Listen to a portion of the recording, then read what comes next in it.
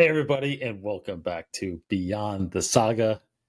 The Skywalker saga may have ended, but the stories continue on, and that's what we cover on this show. I am David Cottingham with Hannah Burr. How are you, Hannah?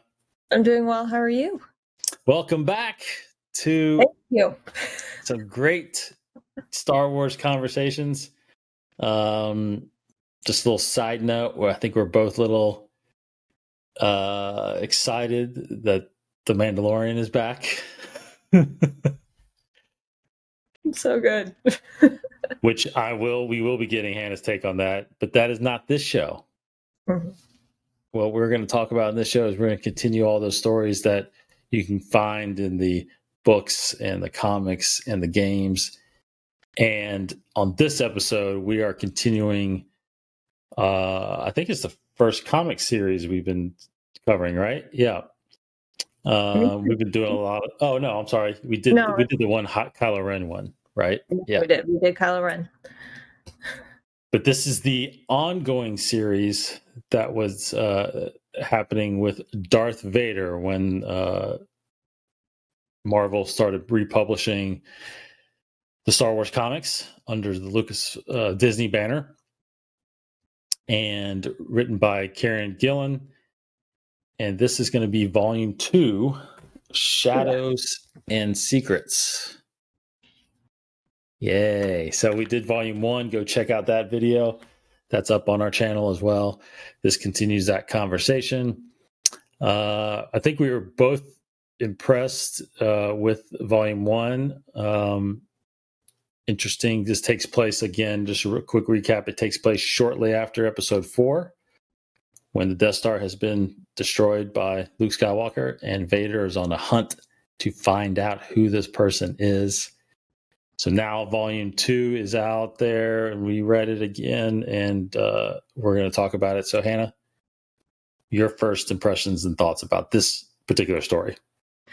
I honestly, what I truly appreciate about this whole series is that we really get an insight into Vader's motivation, and we also get a better idea of how he has connected the dots on his end. Because all we get in the movies is, he realizes that Luke is his son.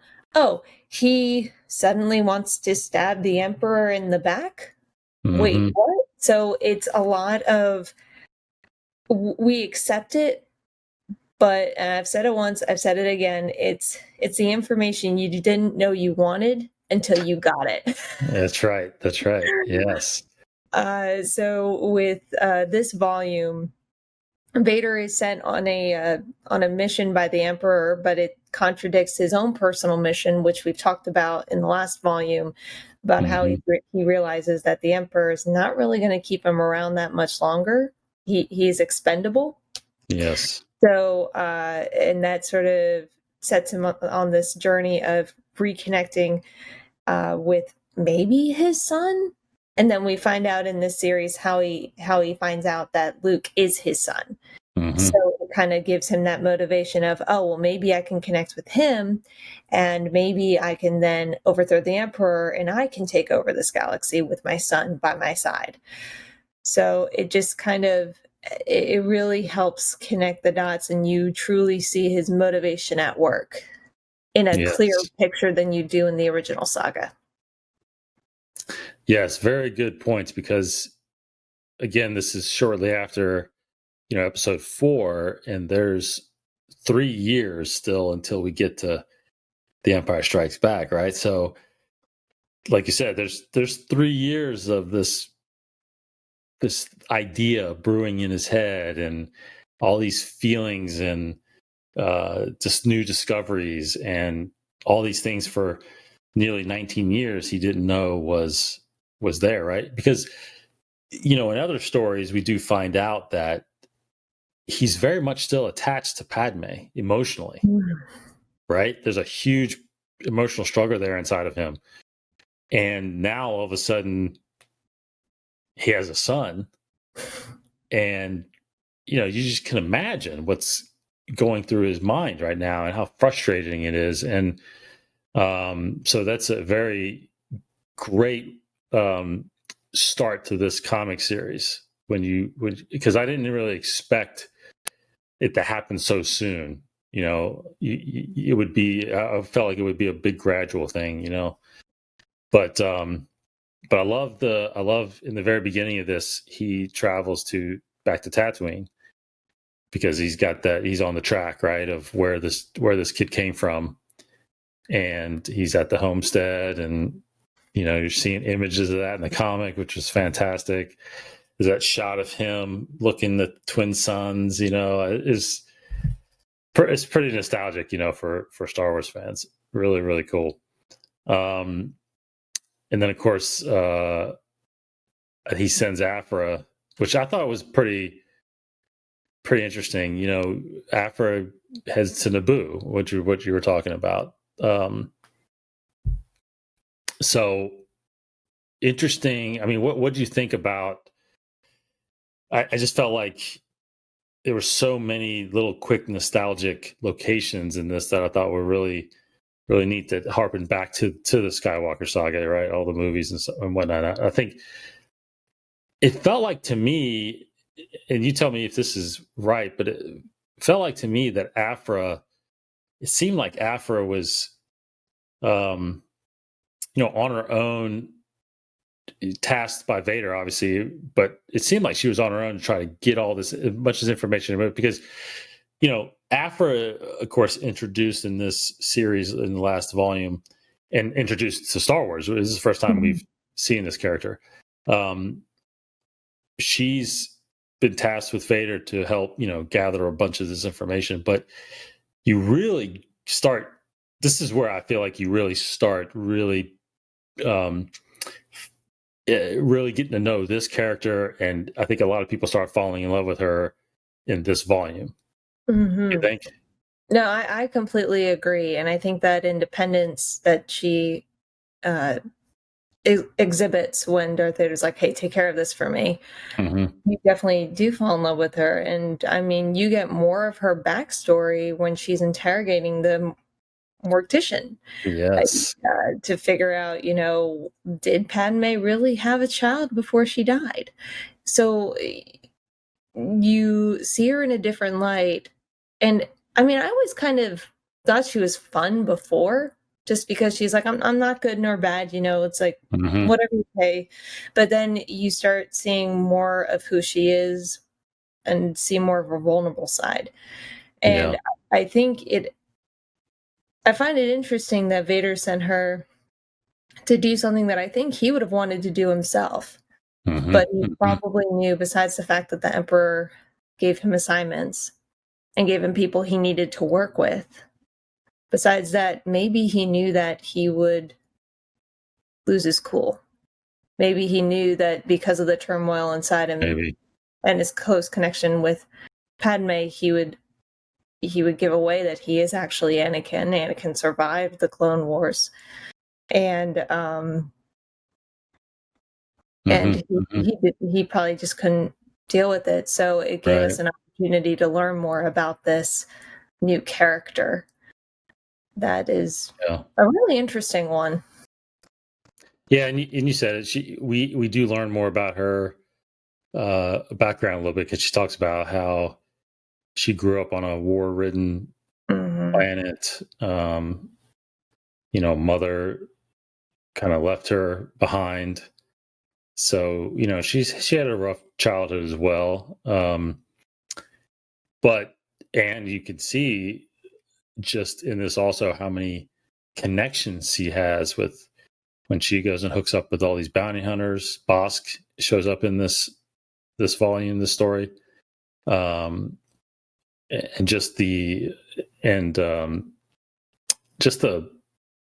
the name recognition that she does have. Bless you. Thank you. So it's very interesting to see how, again, in the Star Wars galaxy, how known and popular she is, even though she's very new to us in this world, and she has grown in that popularity. I feel like, because eventually she does get her own comic, and she's got a series ongoing still right now. So how surprised were you, though, truly, that Vader, goes because what I'm getting at is like in the last volume, Boba Fett comes to him and says, Skywalker, the name Skywalker. I mean, he could probably put it together with that okay, this kid probably is related to me somehow, has to be strong in the Force to be able to destroy this massive Death Star, right? How surprised were you that he did decide to dig so deep to find out if Padme was pregnant? I mean, do you think he didn't trust his feelings enough to just find the kid and discover it himself? I mean, because that's a pretty bold move, going back and really digging back into Padme and whether or not she did die with the baby. I honestly wasn't that surprised, and I think it's because in the prequels, we see him dig deep regarding Senator Palpatine. We see him, like we see that conflict, but then we also see him really digging into the facts and just saying, like, I think he is the Sith Lord. Mm-hmm. I think this is who he is. And then because of that, there were consequences to his actions. Yeah. And so that really didn't surprise me at all, because knowing him, I don't think he would have trusted his feelings. I think because he knew that he is still emotionally connected to Padme, he couldn't trust his feelings. He constantly says, trust your feelings, to Luke too, but he can't trust his own feelings because he's constantly feeling conflicted. So how can he rely on his own intuition into something like this? He needs that proof, because for how many years he realized, oh my gosh, I'm a father and I didn't even know how many people knew. And so I also wonder if part of him always wanted that life, to be a father and have a family, but he always told himself he could never, ever, ever have it. So the fact that this opportunity comes in means he could have it, but he doesn't want to take the leap yet until he knows it's 100% true. Mm-hmm. Mm-hmm. Yeah, well, that's good. Were you surprised? Yeah, a little. I think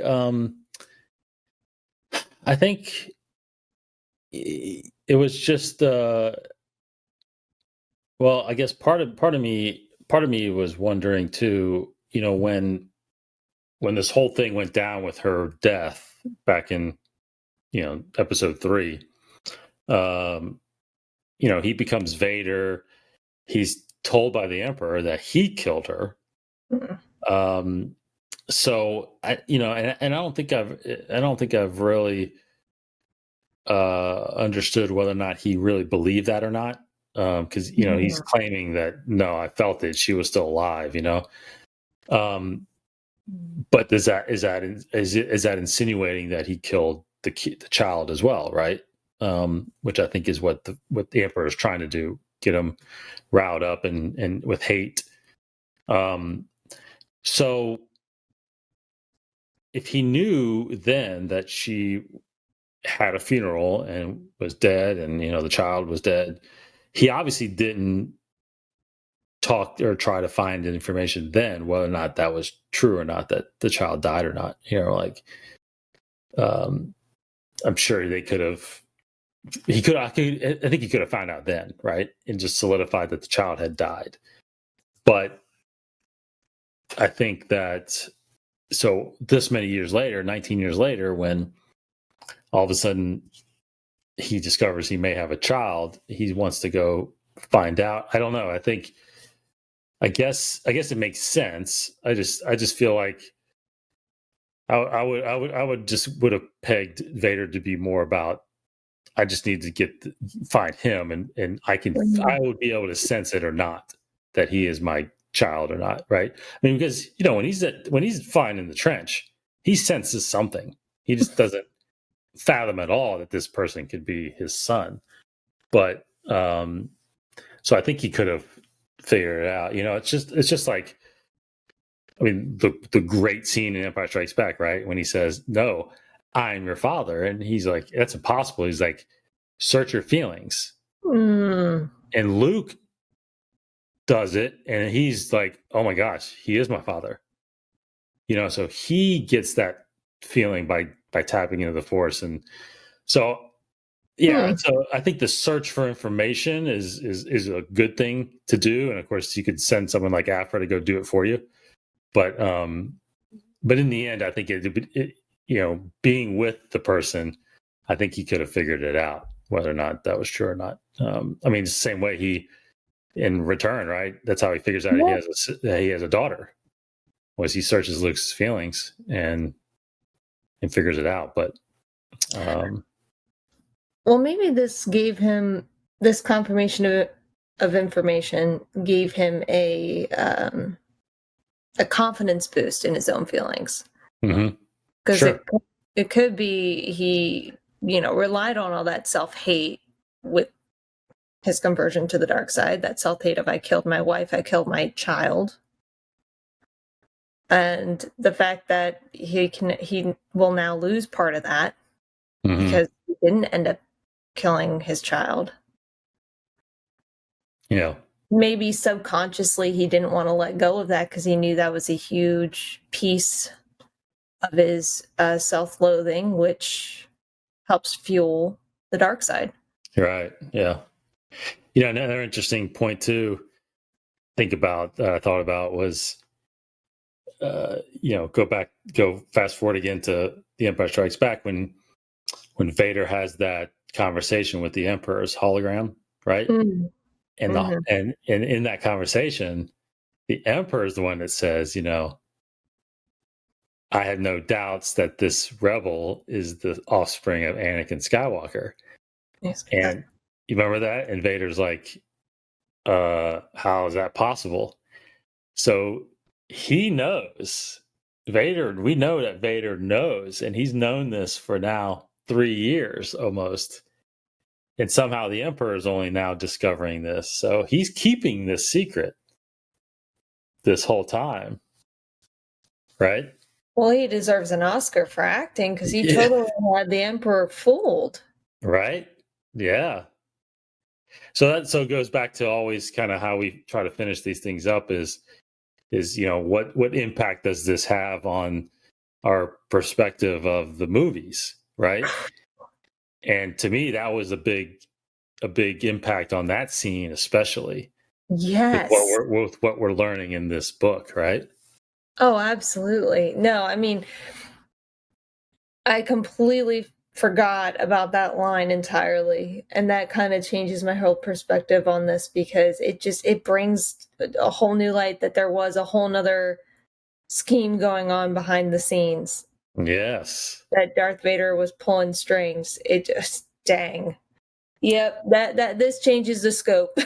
Yes, and I think that definitely the behind the scenes with the Emperor, but also I think again the internal conflict that I think has always been there. The struggle for light and dark, because I think ultimately that's obviously what brings him back, right? His son is what brings him back. Yeah. And I think having that, knowing he has a child out there, I know a lot of people don't want to think that Vader has a light side and that he has, a struggle, but I think that's what really makes him, to me, a really powerful character, right? Yeah. Yeah. So you can clearly see that, even though it's been 40 years later or something like that, you can really see how it's still working by telling the story between the movies, how much it's really solidifying what's happening in those movies. Absolutely. Yeah.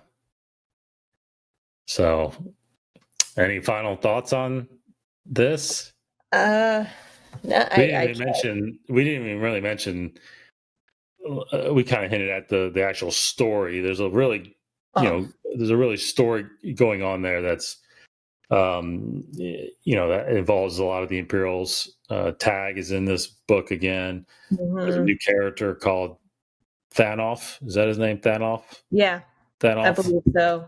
Yeah. Another Imperial assigned to Vader and try to investigate what's going on. And, so it's a really good storyline going on back behind all this that Vader's trying to do also. So everybody needs to check this out. And again, this series is a parallel with the Star Wars series that was going on at the time too. So this is the Vader's perspective, and then of course you get the Luke and Leia and Han's perspective that's happening at the same time, which is really neat. So we will dive into those at some point too.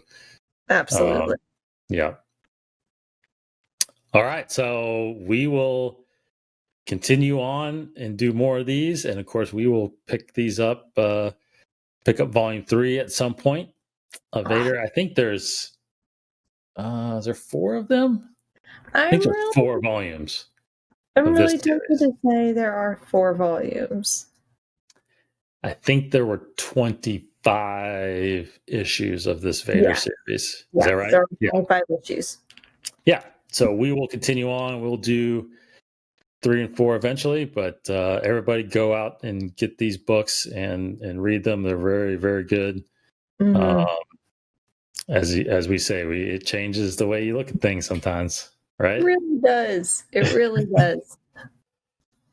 All right. Thanks, Hannah. Thank you. Yes. Thank you, everybody. Again, go to our YouTube channel, subscribe to get more Beyond the Sagas, as well as council sessions and our weekly Inside the Force show. We will be back with our next episode very shortly. Probably won't be Vader. It'll probably be another novel, but come back and check us out. Take care, Hannah. Thank you. Thank you. Thanks, everybody. May the Force be with you.